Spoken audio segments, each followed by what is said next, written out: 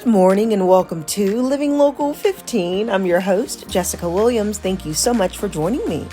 First up, I take you inside of ForMotion Clinic to learn about their knee prosthetics. We go on a journey through history to see where they started and where they're going, and it's very fascinating. Then Barbecue Ribfest is here to give us the details of their upcoming festival taking place on June 18th through 21st. I chat with their rib master, see what he has cooking up this year and what to expect from this event. You don't want to miss it. That and more happening now. Fashion, food, and fun. You're watching Living Local 15 with your host, Jessica Williams.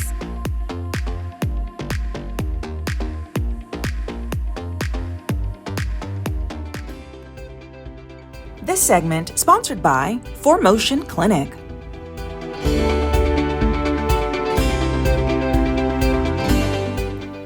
I am here at ForMotion Clinic, formerly SRT Prosthetics and Orthotics. And what I have in my hand today is a prosthetic knee. And today I'm going to speak with their expert to learn more about the evolution of this technology and how they have an array of products that fits your needs. Are you ready? Let's get started.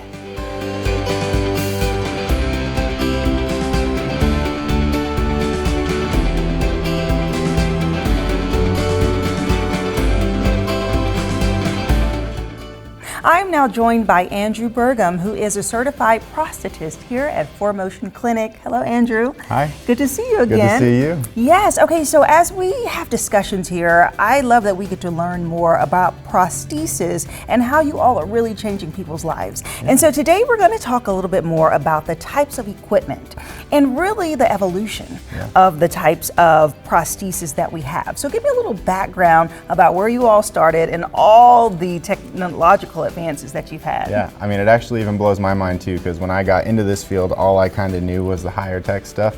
But yeah, when I got into it, I found out that they were making it the old way. Like I have some here. They actually are made out of just wood. So these sockets right here are basically just a piece of wood. Yeah, hold on. All right.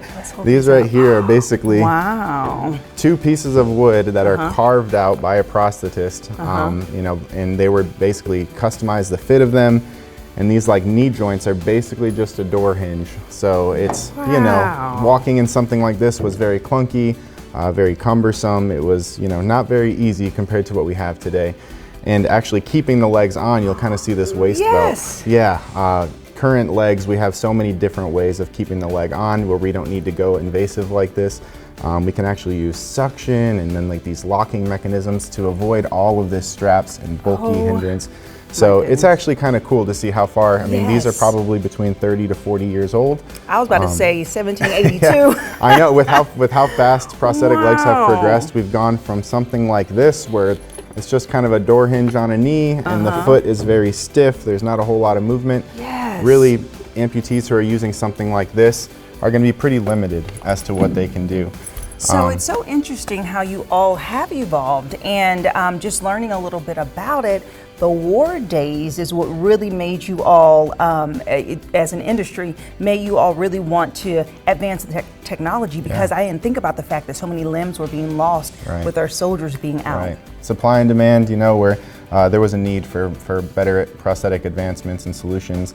And so, you know, fast forward to like what we have now, we have, instead of knees that are just a hinge, that are very easy to fall if you're walking, we got prosthetic knees that have full-blown computers in them. And they're just very smart knees. Most of these knees that even, we have a sample of them here, but most of these knees are making like 200 plus calculations per second, which is technically faster than the human brain is even able to. Yeah, so. Wow, okay, so let's lift up this one. So this one's about what, 8 to 10 years of creation here? Yeah, well, so I mean, this is a socket that's got some newer materials. We can see instead of having the wood socket, we have dials that can actually tighten the adjustability, and we can really custom fit this. Now, this is a specific type of custom socket, but it's going to be a lot lighter weight than a block of wood, and so it's really fine adjustable, so they can be supported and secure without extra movement. These are like a knee that's, for example, that's actually, it's called the Kenevo knee, but it's just a very good, safe knee for individuals who need added safety. So how those were kind of latchy, like boom, boom, boom, these only move when the senses Yeah, instruct it so to? these knees are extremely smart. Even right now, we probably wouldn't be able to get it to bend because it's in its safe mode. Oh, wow. But when it actually recognizes when a patient is trying to sit or when they're trying to stand, even when they're going upstairs, downstairs, trying to ride a bike, the knee recognizes it because, like I said, 200 calculations a second. It's very smart, and it reads what the patient's trying to do. So we incredible. have, all different kinds of knees, and they all have slightly different features and benefits. So it's not like there's just one knee that we could put on everyone. Yeah. Really, it's the prosthetist and the patient come together to make a cohesive decision about what would be the best product for them to help them meet their goals. So not one knee fits all. Correct. Yes. Yeah, Okay, yeah. so what really separates these? Is it the year that they were created? Is it the functionality? It's the functionality and the specifications, the weight, sometimes even the build height. So you can kind of see there's there's a wide range of heights and lengths. So this one's pretty short compared to something like this. Right. And they also have different weights. So I would say most of these microprocessor knees, or you might hear them called MPK, they usually are between 2.5 to 4 pounds, unless you get some more advanced features, like even this one can have power, so it actually helps people stand. It actually propels them forward, but with that, it's very heavy. It is. So that's why I'm thinking. Yeah. So these specifically are knee prostheses, Yep. and so what does that mean if someone loses what part of their Yeah, leg? it's for someone who loses their leg above the knee, so they no longer have their anatomical knee joint. Instead, we're replacing that with something like this. Now, this okay, so that Yeah. goes before Right the down here. bottom Yep, part. So yep. they still get this part. Yep, yep. This is just the So knee yeah, part this of is it. like where their anatomical or their this knee is would that. be. Okay. Yep. I These see are the now. same thing. So this would go right underneath the socket and connect to the So you could swap it out for like that one or any of these here. And that's why I say we have a trial opportunity too. So if we're on the fence between a couple products, we can actually have the patient try both of them and see which ones help them reach their goals. So once someone does experience being amputated and need a replacement knee, what is that process like as far as them getting adjusted to it? Is it a long process for them to feel comfortable with their prosthetic? Yeah, I mean, it can be. Every patient's a little bit different. It really just depends. I mean, after a doctor releases them for prosthetic care, that process of getting fit and being able to go home with their first leg generally takes about a month. Okay. And that's where we go through a couple processes to make sure everything fits okay, and then we can have them trial a knee or two if we need to, and then we help kind of train them. And it's a team effort because we help fit them with the leg, we'll kind of coach them through, but also physical therapy plays an exceptional role in a patient getting comfortable taking steps and walking, working on muscles and range of motion and confidence. So really it's a team effort, but I mean, there are some patients that adapt to it really quick, and after they receive a leg, they might be walking without a cane or a walker within a week, but then there's other people where it could take months. So it really just kind of depends on, every patient's totally different. Every knee is totally different. Every outcome is totally different based on our needs. Right, and as people are getting adjusted to their new leg, new knee, you help them along step by step. So what has feedback been as far as how it feels? Because that's something that only they would know. Does it feel like they are getting back to their normal groove and that they do have a leg, or does it take some adjusting? Yeah, I would say the biggest difference that most of our patients talk about is really kind of the obvious thing in that they're learning how to walk, without an ankle or without a true knee. So they're trying to compensate by controlling their ankle or their foot or their knee, basically by using their remaining muscles. So it might just be their hips or their glutes or their back. Or their quad muscles, but they're no longer controlling an ankle as you and I would. They're controlling their ankle with their knee joint, or they're controlling it. So it's a little different, and it's kind of like relearning to walk a completely different way. But once they do, that becomes their new normal. And so it's kind of like learning how to walk again and just using different muscles. And how great is it that this technology has advanced the way? Because I just can't imagine, that being the solution. But this industry is so cool, and I love just learning more from you all. So one thing that you do offer, people may not know, is free consultations. Yes, we do offer free consultations. It doesn't cost anything. If you think that you might be a great candidate for any of these things or something else that you might have seen online or whatever, we're here to help. And so our number one goal really as a prosthetist is to get all of our patients back to doing what they were doing before the amputation. So if you were running before an amputation, if you were jogging or going to the gym or doing anything like that, riding a bike. Yeah, riding a bike. Yes. I mean, we want to get you back to that, right? And as much of that stuff as you can. So an active life is something that many of our patients still enjoy. Many of our patients are still active and playing sports or going to the gym. And we have many other people who that was never their goal in the first place. Their goal was just to live an easy lifestyle. So we have, that's what a consultation is really for, is to be able to say, what are your goals and how can we get you there? Because with the access of technology and different resources available today, there's usually a solution for just about everyone. So yeah, we hopefully have the knowledge to get our patients to that goal. So. Yeah. Well, awesome. Thank you, Andrew, for breaking this down. We really appreciate it. My pleasure. And if you would like more information about ForMotion Clinic, we'll have their website listed below. And check out our segment last month where we were able to see their new mobile van, which is so cool and just provides an extra service for you. And I'll see you after the break. This segment sponsored by ForMotion Clinic.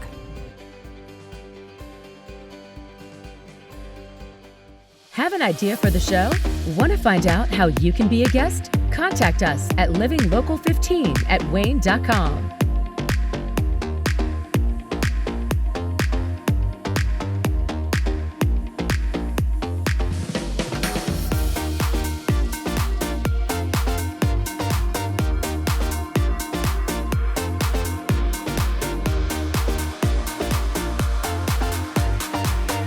Do you want to know the best places to go to eat and drink around Northeast Indiana? Well, join me, Jessica Williams, for Living Local 15, weekdays at 9 a.m. as I take you inside of the best restaurants, new and old, explore their menu, and of course, mix up some cocktails. Where will I go next? Well, you'll have to watch and see, but I want to know, where do you recommend I go? Keep up with Jessica Williams on Living Local 15, weekdays at 9. If you like barbecue and you like ribs, well, this is the festival that you don't want to miss this year. They're having their 29th annual festival of the Barbecue Ribfest. And joining me today are their co-producers and one of their rib masters, Mark and Tim. Hello. Hello. Welcome. Hello. Good morning. Welcome.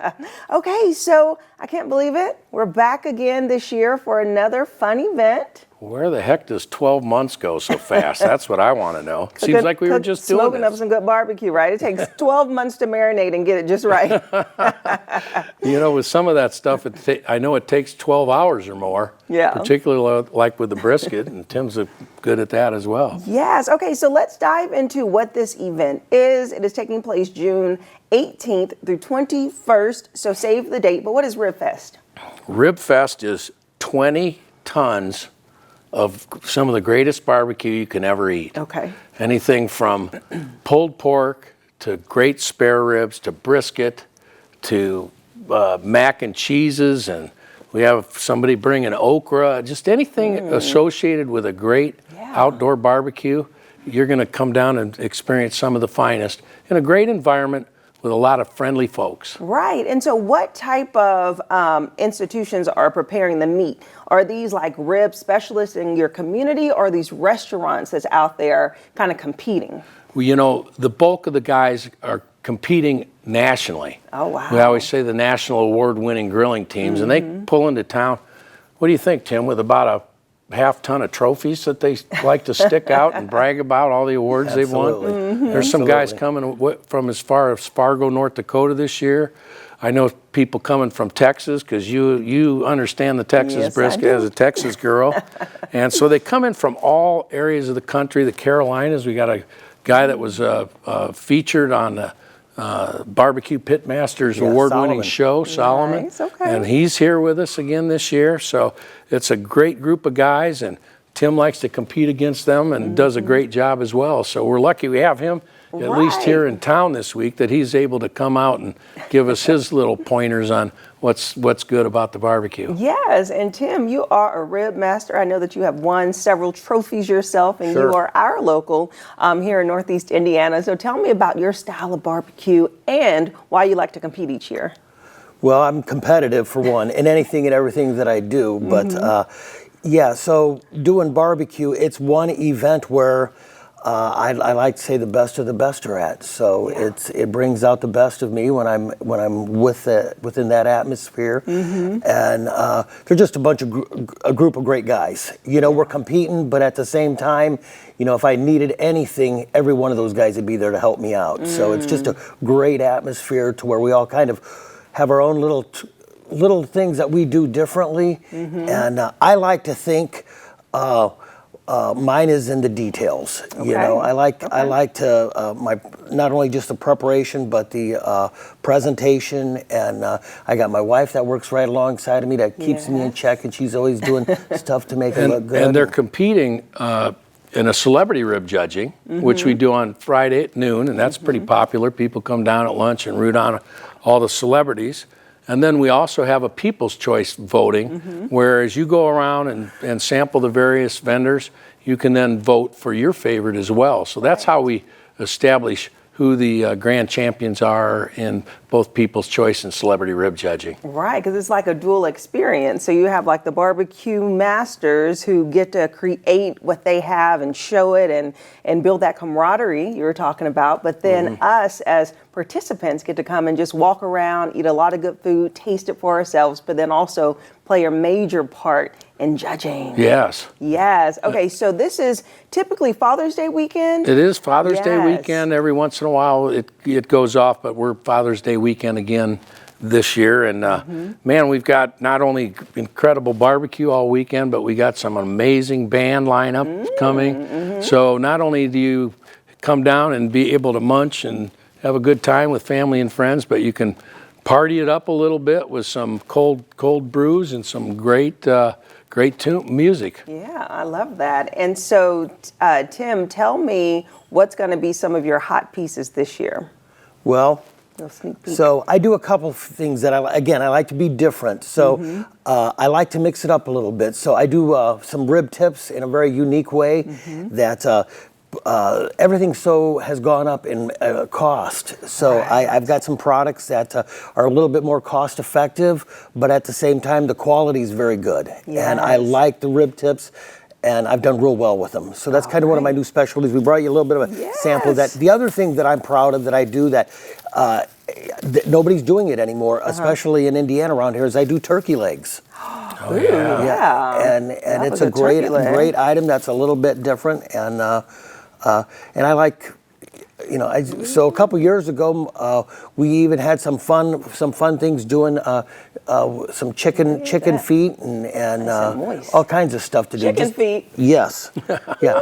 My wife's from the Philippines, and they call them Adidas in the Philippines. And so, yeah, we'll do anything we can do just to mix it up, you know? Yes. So. And speaking of the price, while I take a tasty taste of this, talk to me about the cost to enter into the festival. Well, I'm glad you mentioned that, because to get into the festival, it's quite affordable, as in free.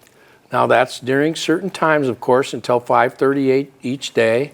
It's free, and then after that, it's $6 for adults, and kids 12 and under get in free. So in that regard, it's very affordable. And of course, that gets you into the entertainment and all the festivities as well. Yeah, so it's a good affordable event, at least in that portion of it. Yes, well, that is really good.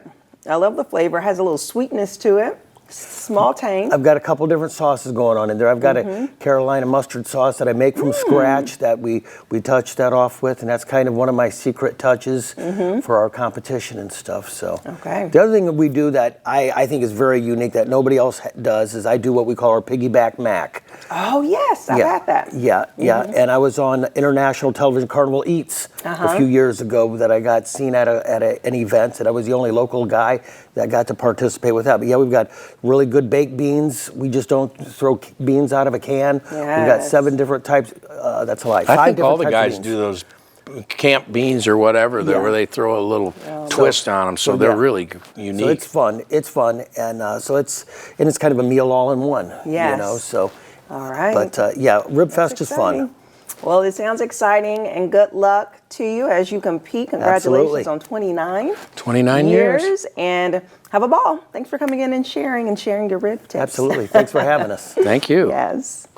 And if you would like more information about the Barbecue Ribfest, this is the 29th annual. You can find out more information at the website that's listed below.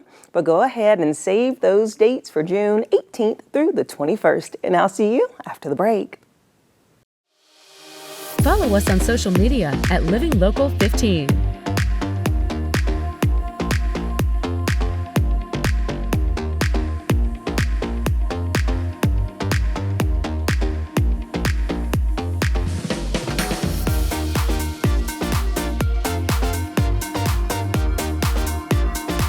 Enjoy fun in the sun on Living Local 15. Become a tourist in your own city. Visit your favorite spots and have some fun with me. From kayaking to rappelling off a building, I show you ways to have an adventure in Northeast Indiana every weekday morning at 9 on WANE 15. So join me, Jessica Williams, for Living Local 15.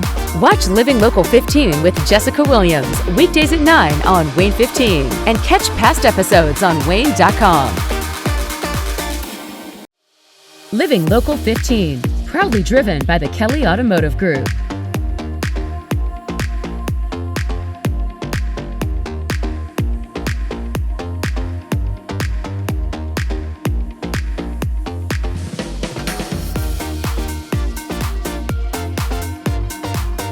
Go to the Living Local 15 page on WANE.com for recipes from the show, to watch a segment again, and to get information on products and services featured on Living Local 15.